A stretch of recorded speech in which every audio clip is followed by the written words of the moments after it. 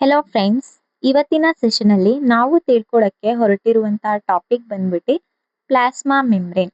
ಏನಪ್ಪಾ plasma membrane ಅಂತ ಅಂದ್ರೆ, cell is surrounded by A thin layer made up of lipids, proteins and carbohydrates. So cell ಸುತ್ತ ಏನೋ ಒಂದು ಔಟರ್ ಮೋಸ್ಟ್ ಕವರಿಂಗ್ ಇರುತ್ತಲ್ವಾ, ಆ ಕವರಿಂಗ್ ನ ನಾವೇನಂತ ಕರಿತೀವಿ, ಪ್ಲಾಸ್ಮಾ ಮೆಂಬ್ರೇನ್ ಅಂತ ಕರಿತೀವಿ. ಈ ಪ್ಲಾಸ್ಮಾ ಮೆಂಬ್ರೇನ್ ಅನ್ನುವಂಥದ್ದು ಎಂತ್ರಿಂದ ಆಗಿರುತ್ತೆ ಅಂತ ಅಂದ್ರೆ ಲಿಪಿಡ್ಸ್, ಪ್ರೋಟೀನ್ಸ್ ಮತ್ತೆ ಕಾರ್ಬೋಹೈಡ್ರೇಟ್ಸ್ ಇಂದ ಆಗಿರುತ್ತೆ. ಈ ಪ್ಲಾಸ್ಮಾ ಮೆಂಬ್ರೇನ್ದು ಮೈಕ್ರೋಸ್ಕೋಪಿಕ್ ಸ್ಟ್ರಕ್ಚರ್ ನ ಕಂಡುಹಿಡ್ಬಿಟ್ಟು ಅದಕ್ಕೆ ಒಂದು ಮಾಡೆಲ್ ಕೊಡ್ತಾರೆ. ಆ ಮಾಡೆಲ್ ಹೆಸರು ಏನಪ್ಪಾ ಅಂತ ಅಂದ್ರೆ fluid mosaic model of the plasma membrane. ಅಂದ್ರೆ ಒಂದು ಮಾಡೆಲ್ ನ ಯಾವ ರೀತಿ ಇರುತ್ತೆ ಅಂತ ಹೇಳ್ತಾರೆ. ಪ್ಲಾಸ್ಮಾ ಮೆಂಬ್ರೇನ್ ಅಲ್ಲಿ ಯಾವ್ಯಾವ ರೀತಿ ಮಾಲಿಕ್ಯೂಲ್ಸ್ ಅರೇಂಜ್ ಆಗಿದೆ ಅನ್ನುವಂಥದ್ದು ಹೇಳ್ತಾರೆ. ಯಾರು ಹೇಳ್ತಾರೆ ಅಂತ ಅಂದ್ರೆ 1972 ನಲ್ಲಿ ಎಸ್.ಜೆ. ಸಿಂಗರ್ ಮತ್ತೆ ಜಿ.ಎಲ್. ನಿಕೋಲ್ಸನ್ ಅನ್ನುವಂಥವ್ರು ಹೇಳುವಂಥದ್ದು.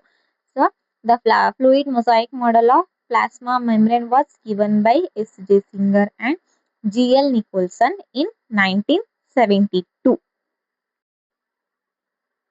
ಇವಾಗ ನೀವು ನೋಡ್ತಿದ್ದೀರಲ್ಲಪ್ಪ, ಇದೇನಪ್ಪಾ ಅಂತ ಅಂದ್ರೆ fluid mosaic model of the plasma membrane. ಅಂದ್ರೆ ಮೈಕ್ರೋಸ್ಕೋಪಿಕ್ ಎಕ್ಸಾಮಿನೇಷನ್ ಮಾಡಿದಾಗ ಯಾವ ರೀತಿ ಪ್ಲಾಸ್ಮಾ ಮೆಂಬ್ರೇನ್ ಕಾಣಿಸ್ಕೊಳ್ಳುತ್ತೆ ಅಂತಂದ್ರೆ, ಈ ಫ್ಲೂಯಿಡ್ ಮೊಸಾಯಿಕ್ ಮಾಡೆಲ್ ಏನ್ ಹೇಳುತ್ತೆ ಅಂತಂದ್ರೆ, according to the fluid mosaic model the plasma membrane is made up of lipid bilayer. So plasma membrane ಅನ್ನುವಂಥದ್ದು ಎರಡು ಲಿಪಿಡ್ ಲೇಯರ್ಸ್ ಇಂದ ಆಗಿದೆ. ಸೊ ಎರಡು ಲಿಪಿಡ್ ಲೇಯರ್ಸ್ ಇಂದ ಆಗಿದೆ. ಅದನ್ನ ಬೈಲೇಯರ್ ಮಾಡೆಲ್ ಅಂತಾನು ಕರಿತೀವಿ. ಯಾಕೆ ಅಂತಂದ್ರೆ ಇದು ಎರಡು ಲಿಪಿಡ್ ಲೇಯರ್ಸ್ ಇಂದ ಆಗಿರೋದ್ರಿಂದ. Next, each lipid molecule is having one hydrophobic region and one hydrophilic region. So ಒಂದೊಂದು ಲಿಪಿಡ್ ಮಾಲಿಕ್ಯೂಲ್ಸ್ ಅಂತ ಅಂದ್ರೆ ಇಲ್ಲಿ ಯೆಲ್ಲೋ ಕಲರ್ ಅಲ್ಲಿ ಕಾಣಿಸ್ತಾ ಇದೆ ಅಲ್ವಾ. ಸೊ ಇಲ್ಲಿ ಒಂದು ಯೆಲ್ಲೋ ಕಲರ್ ಹೆಡ್ ಇದೆ, ಜೊತೆಗೆ ಅಲ್ಲಿ ಟೇಲ್ ಇದೆ. ಸೊ ಇದು ಲಿಪಿಡ್ ಮಾಲಿಕ್ಯೂಲ್ ಸ್ಟ್ರಕ್ಚರ್. ಒಂದು ಹೆಡ್ ರೀಜನ್ ಇರುತ್ತೆ, ಒಂದು ಟೇಲ್ ರೀಜನ್ ಇರುತ್ತೆ. ಸೊ ಇಲ್ಲಿ ನೀವು ಡಯಾಗ್ರಾಮ್ ಅಲ್ಲಿ ಕಾಣ್ಬೋದು, ಯಾವುದು ಯೆಲ್ಲೋ ಕಲರ್ಸ್ ಏನ್ ಅರೇಂಜ್ ಆಗಿದೆಯಲ್ಲ, ಇವೆಲ್ಲ ಏನಪ್ಪಾ ಅಂತಂದ್ರೆ ಲಿಪಿಡ್ ಮಾಲಿಕ್ಯೂಲ್ಸ್. ಈ ಲಿಪಿಡ್ ಮಾಲಿಕ್ಯೂಲ್ಸ್ ಸ್ಟ್ರಕ್ಚರ್ ನೋಡೋದಾದ್ರೆ ಇದರಲ್ಲಿ ಮೇನ್ ಆಗಿ 2 ಕಾಂಪೋನೆಂಟ್ಸ್ ಇದಾವೆ. ಒಂದನ್ನ ನಾವೇನಂತ ಕರಿತೀವಿ, ಹೆಡ್ ರೀಜನ್ ಅಂತ ಕರಿತೀವಿ. ಇನ್ನೊಂದನ್ನ ನಾವೇನಂತೀವಿ ಅಂತಂದ್ರೆ ಟೇಲ್ ಅಂತ ಕರಿತೀವಿ. ಈ ಹೆಡ್ ಏನಾಗಿರುತ್ತೆ ಅಂತಂದ್ರೆ ಹೈಡ್ರೋಫೋಬಿಕ್ ಆಗಿರುತ್ತೆ. ಅದೇ ರೀತಿ ಟೇಲ್ ಅನ್ನುವಂಥದ್ದು ಏನಾಗಿರುತ್ತೆ ಅಂತಂದ್ರೆ ಹೈಡ್ರೋಫಿಲಿಕ್. ಏನಪ್ಪಾ ಇದು ಹೈಡ್ರೋಫಿಲಿಕ್ ಅಂತಂದ್ರೆ, ಹೈಡ್ರೋ ಅಂತಂದ್ರೇನು ವಾಟರ್. ಸೊ ವಾಟರ್ ಅಲ್ಲಿ ಡಿಸಾಲ್ವ್ ಆಗದೆ ಇರುವಂತದ್ದು ಯಾವುದು ಹೈಡ್ರೋಫೋಬಿಕ್, ವಾಟರ್ ಹೇಟಿಂಗ್ ಬಾಡಿ ಅಂತಾನು ಕರಿತೀವಿ. ಸೊ ಈ ಹೆಡ್ ಏನಾಗಿರುತ್ತೆ ಹೈಡ್ರೋಫೋಬಿಕ್ ಅಂದಾಗಿರುತ್ತೆ. ಅದೇ ರೀತಿ ಟೇಲ್ ಏನಾಗಿರುತ್ತೆ ಹೈಡ್ರೋಫಿಲಿಕ್. ಅಗೇನ್ ಹೈಡ್ರೋ ಅಂತ ಅಂದ್ರೇನು ವಾಟರು, ಫಿಲಿಕ್ ಅಂತ ಅಂದ್ರೇನು ಡಿಸಾಲ್ವ್ ಆಗುವಂಥದ್ದು ಅಂತ ಅರ್ಥ. ಸೊ ಇದು ಸ್ಟ್ರಕ್ಚರ್ ಆಫ್ ಲಿಪಿಡ್ ಮಾಲಿಕ್ಯೂಲ್ಸ್. ಈ ತರ ಸೋ ಮೆನಿ ಮಾಲಿಕ್ಯೂಲ್ಸ್ ಗಳು ಏನಾಗಿರ್ತವೆ ಪ್ಲಾಸ್ಮಾ ಮೆಂಬ್ರೇನ್ ಅಲ್ಲಿ ಅರೇಂಜ್ ಆಗಿರುವಂತದ್ದು. ಏನ್ ಎರಡು ಲೇಯರ್ ಫಾರ್ಮೇಶನ್ ಇರುತ್ತಲ್ವಾ ಪ್ಲಾಸ್ಮಾ ಮೆಂಬ್ರೇನ್ದು, ಸೊ ಒಂದು ಲೇಯರ್ ಬಂದ್ಬಿಟ್ಟು ಸೆಲ್ದು ಎಕ್ಸ್ಟರ್ನಲ್ ಸರ್ಫೇಸ್ ಫೇಸ್ ಮಾಡ್ಕೊಂಡಿದ್ರೆ ಇನ್ನೊಂದು ಲೇಯರ್ ಎಲ್ಲಿಗಿರುತ್ತೆ ಅಂತ ಅಂದ್ರೆ ಟುವರ್ಡ್ಸ್ ದ ಸೈಟೋಪ್ಲಾಸಮ್ ಕಡೆಗೆ ಪ್ರೆಸೆಂಟ್ ಇರುತ್ತೆ. ದೆನ್ ಇನ್ನೇನ್ ಇರುತ್ತಪ್ಪ ಅಂತಂದ್ರೆ, ಸೊ ಇಲ್ಲಿ ಏನು ಪ್ಲಾಸ್ಮಾ ಮೆಂಬ್ರೇನ್ ಇದೆಯಲ್ಲ, ಇದರಲ್ಲಿ ಎರಡು ತರದ ಪ್ರೋಟೀನ್ಸ್ ಇರುತ್ತೆ. 2 ಟೈಪ್ಸ್ ಆಫ್ ಪ್ರೋಟೀನ್ಸ್ ಪ್ರೆಸೆಂಟ್ ಇರುತ್ತೆ. ಒಂದನ್ನ ನಾವೇನಂತ ಕರಿತೀವಿ ಅಂತಂದ್ರೆ ಎಕ್ಸ್ಟ್ರಿನ್ಸಿಕ್ ಆರ್ ಎಕ್ಸ್ಟರ್ನಲ್ ಪ್ರೋಟೀನ್ ಅಂತಾನು ಹೇಳ್ಬೋದು. ಇನ್ನೊಂದನ್ನ ನಾವೇನಂತ ಕರಿತೀವಿ ಇಂಟ್ರಿನ್ಸಿಕ್ ಆರ್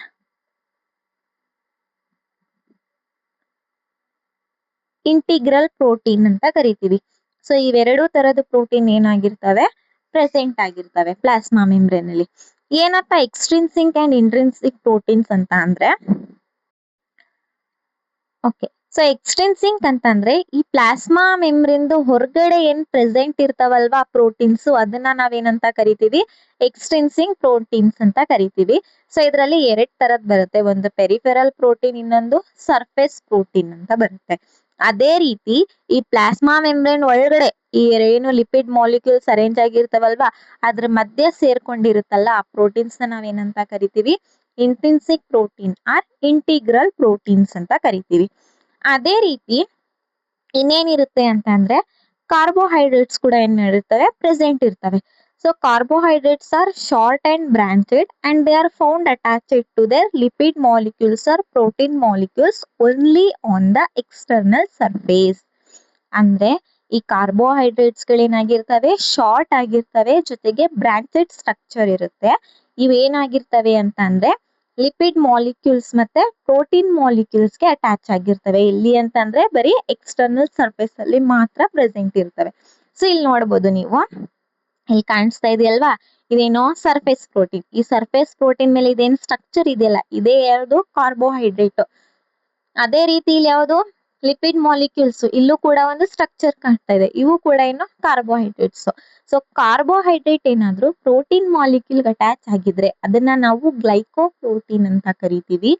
ಅದೇ ರೀತಿ ಇದೇ carbohydrate molecules lipid molecule attach ಆಗಿದ್ರೆ ಇದನ್ನ ನಾವೇನಂತ ಕರಿತೀವಿ ಗ್ಲೈಕೋಲಿಪಿಡ್ಸ್ ಅಂತ ಕರಿತೀವಿ.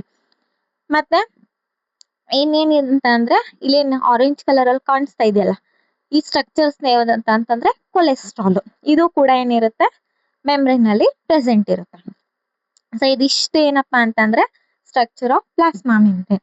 ಏನೇನಿರುತ್ತೆ ಅಂತಂದ್ರೆ ಒಂದು ಲಿಪಿಡ್ ಬೈಲೇಯರ್ ಇಂದ ಆಗಿರುತ್ತೆ. ಒಂದೊಂದು ಲಿಪಿಡ್ ಮಾಲಿಕ್ಯೂಲ್ ನೋಡೋದಾದ್ರೆ ಅದಕ್ಕೊಂದು ಹೆಡ್ ರೀಜನ್ ಇರುತ್ತೆ, ಇನ್ನೊಂದು ಟೇಲ್ ರೀಜನ್ ಇರುತ್ತೆ. ಹೆಡ್ ಹೈಡ್ರೋಫೋಬಿಕ್ ಆಗಿರುತ್ತೆ, ಟೇಲ್ ಏನಾಗಿರುತ್ತೆ ಹೈಡ್ರೋಫಿಲಿಕ್ ಆಗಿರುತ್ತೆ. ಜೊತೆಲಿ ಈ ಮೆಂಬ್ರೇನ್ ಅಲ್ಲಿ 2 ತರದ್ದು ಪ್ರೋಟೀನ್ಸ್ ಪ್ರೆಸೆಂಟ್ ಇರುತ್ತೆ. ಒಂದನ್ನ ಇಂಟ್ರಿನ್ಸಿಕ್ ಪ್ರೋಟೀನ್ ಅಂತ ಕರಿತೀವಿ. ಅದೇ ರೀತಿ ಇನ್ನೊಂದು ಯಾವ್ದಪ್ಪ ಅಂತಂದ್ರೆ ಎಕ್ಸ್ಟ್ರಿನ್ಸಿಕ್ ಆರ್ ಎಕ್ಸ್ಟರ್ನಲ್ ಪ್ರೋಟೀನ್ಸ್. ಅದರಲ್ಲಿ ಒಂದು ಸರ್ಫೇಸ್ ಪ್ರೋಟೀನ್ಸ್, ಇನ್ನೊಂದು ಪೆರಿಫೆರಲ್ ಪ್ರೋಟೀನ್ಸ್ ಅಂತ ಪ್ರೆಸೆಂಟ್ ಇರ್ತವೆ. ದೆನ್ ಕಾರ್ಬೋಹೈಡ್ರೇಟ್ ಮಾಲಿಕ್ಯೂಲ್ಸ್ ಇರ್ತವೆ. ಆ ಕಾರ್ಬೋಹೈಡ್ರೇಟ್ ಮಾಲಿಕ್ಯೂಲ್ಸ್ 2 ತರದ್ ಇರ್ತವೆ. ಏನಾದ್ರೂ ಆ ಕಾರ್ಬೋಹೈಡ್ರೇಟ್ ಮಾಲಿಕ್ಯೂಲ್ಸ್ ಪ್ರೋಟೀನ್ ಅಟ್ಯಾಚ್ ಆಗಿದ್ರೆ ಅದನ್ನ ಗ್ಲೈಕೋಪ್ರೋಟೀನ್ ಅಂತ ಕರಿತೀವಿ. ಅದೇ carbohydrate molecules lipid molecule attach ಆಗಿದ್ರೆ ಅದನ್ನ ನಾವೇನಂತ ಕನ್ಸಿಡರ್ ಮಾಡ್ತೀವಿ ಗ್ಲೈಕೋಲಿಪಿಡ್ಸ್ ಅಂತ ಕನ್ಸಿಡರ್ ಮಾಡ್ತೀವಿ. Next functions of plasma membrane. So plasma membrane functions ನೋಡೋದಾದ್ರೆ ಏನೇನೆಲ್ಲ ಫಂಕ್ಷನ್ಸ್ ಬರುತ್ತೆ ಅಂತಂದ್ರೆ it provide structural support to the cell. ಸೆಲ್ಗೆ ಏನ್ ಮಾಡುತ್ತೆ ಸ್ಟ್ರಕ್ಚರಲ್ ಸಪೋರ್ಟ್ ನ ಕೊಡುತ್ತೆ. ಅಂದ್ರೆ ಸೆಲ್ ಯಾವ ಶೇಪ್ ಅಲ್ಲಿ ಇರ್ಬೇಕು ಆ ಶೇಪ್ ನ ಏನ್ ಮಾಡುತ್ತೆ ಮೇಂಟೈನ್ ಮಾಡಕ್ಕೆ ಹೆಲ್ಪ್ ಮಾಡುತ್ತೆ. It helps in the cell communication. ಏನು ಸೆಲ್ ಕಮ್ಯುನಿಕೇಶನ್ ಅಂತಂದ್ರೆ ಈಗ ಸೆಲ್ಸ್ ಒಂದ್ರ ಪಕ್ಕ ಒಂದ್ ಅರೇಂಜ್ ಆಗಿರುತ್ತೆ ಅಲ್ವಾ, ಈ ಒಂದ್ ಸೆಲ್ ಇಂದ ಇನ್ನೊಂದ್ ಸೆಲ್ಗೆ ಏನು ಸಿಗ್ನಲ್ ಪಾಸ್ ಮಾಡಕ್ಕೆ ಏನ್ ಮಾಡುತ್ತೆ ಹೆಲ್ಪ್ ಮಾಡುತ್ತೆ. So it helps in the cell communication. Then it's semi-permeability which allows the selective transportation of the molecule. Semi-permeability ಅಂತಂದ್ರೆ ಈ ಪ್ಲಾಸ್ಮಾ ಮೆಂಬ್ರೇನ್ ಏನಿರುತ್ತೆ ಇದನ್ನ ಸೆಲೆಕ್ಟಿವ್ ಪರ್ಮಿಯೇಬಲ್ ಮೆಂಬ್ರೇನ್ ಅಥವಾ ಸೆಮಿ ಪರ್ಮಿಯೇಬಲ್ ಮೆಂಬ್ರೇನ್ ಅಂತ ಕರಿತೀವಿ. ಯಾಕೆ ಅಂತಂದ್ರೆ ಬರೀ ಸೆಲೆಕ್ಟಿವ್ ಮಾಲಿಕ್ಯೂಲ್ಸ್ ನ ಏನ್ ಮಾಡುತ್ತೆ ಅದು ಸೆಲ್ ಒಳಗಡೆ ಎಂಟ್ರಿ ಮತ್ತೆ ಎಕ್ಸಿಟ್ ಆಗೋಕ್ಕೆ ಬಿಡುವಂತದ್ದು. ಸೊ ಯಾವ ಮಾಲಿಕ್ಯೂಲ್ಸ್ ಬೇಕೋ ಅದನ್ನ ಮಾತ್ರ ಸೆಲ್ ಒಳಗೆ ಎಂಟ್ರಿ ಆಗಕ್ ಬಿಡುತ್ತೆ, ಬೇಡದೇ ಇರೋದನ್ನ ಎಂಟ್ರಿ ಆಗದೆ ರೀತಿ ತಡೀತದೆ. ಜೊತೆಗೆ ಇನ್ನೊಂದೇನಪ್ಪಾ ಅಂತಂದ್ರೆ ಇದ್ರ main function it act as the barrier. So ಇದು ಒಂದು ಬ್ಯಾರಿಯರ್ ಆಗಿ ಆಕ್ಟ್ ಮಾಡುತ್ತೆ. ಬ್ಯಾರಿಯರ್ ಅಂತಂದ್ರೇನೋ ಒಂದು ಚೌಕಟ್ಟು ಅಂತಂದ್ರೆ ಸೆಲ್ ಸುತ್ತ ಇರೋದ್ರಿಂದ ಅದೇನಾಗ್ ಮಾಡುತ್ತೆ ಅಂತಂದ್ರೆ ಯಾವುದೇ ಬ್ಯಾಕ್ಟೀರಿಯಾ ಅಥವಾ ಯಾವುದೇ ಫಾರಿನ್ ಸಬ್ಸ್ಟೆನ್ಸ್ ಸೆಲ್ ಒಳಗಡೆ ಎಂಟ್ರಿ ಆಗದೆ ಇರೋ ತರ ಏನ್ ಮಾಡುತ್ತೆ ನೋಡ್ಕೊಳ್ಳುತ್ತೆ. ಸೊ ಇದಿಷ್ಟು function of the plasma membrane. ಏನೇನ್ ಮಾಡುತ್ತೆ ಅಂತಂದ್ರೆ it provides the structural support to the cell, helps in communication and its semi-permeability allows the selective transportation of molecule and it acts as a barrier. I hope ನಿಮ್ಗೆ ನಾನು ಹೇಳ್ತಿರೋದು ಅರ್ಥ ಆಗ್ತಿದೆ ಅಂತ ಅನ್ಕೊಂಡಿದೀನಿ. ಸೊ ನನ್ನ ಟೀಚಿಂಗ್ ಇಷ್ಟ ಆದ್ರೆ ದಯಮಾಡಿ ನನ್ನ ಚಾನೆಲ್ನ ಲೈಕ್, ಸಬ್ಸ್ಕ್ರೈಬ್ ಮತ್ತೆ ಶೇರ್ ಮಾಡಿ. So thank you for watching. Next ವಿಡಿಯೋದಲ್ಲಿ ಸಿಗೋಣ.